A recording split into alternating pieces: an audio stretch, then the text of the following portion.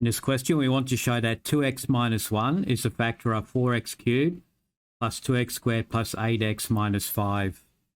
To do this problem, we'll use the factor theorem. In this case, the factor theorem states that if p b on a equals 0, then ax minus b is a factor of the polynomial px.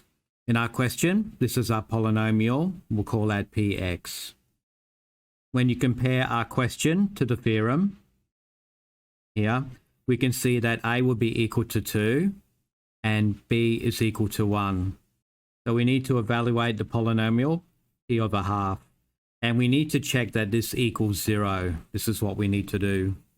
So let's substitute p to the half into our question.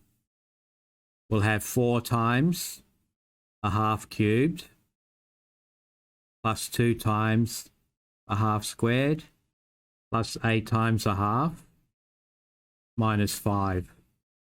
So this will give us 4 times 1/8 plus 2 times a quarter plus 8 times a half minus 5.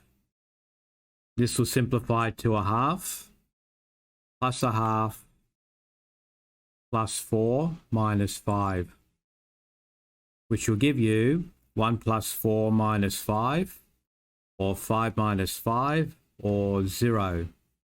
So we've now shown that p to the half equals 0. Therefore, 2x minus 1 is a factor of px. Thanks for watching.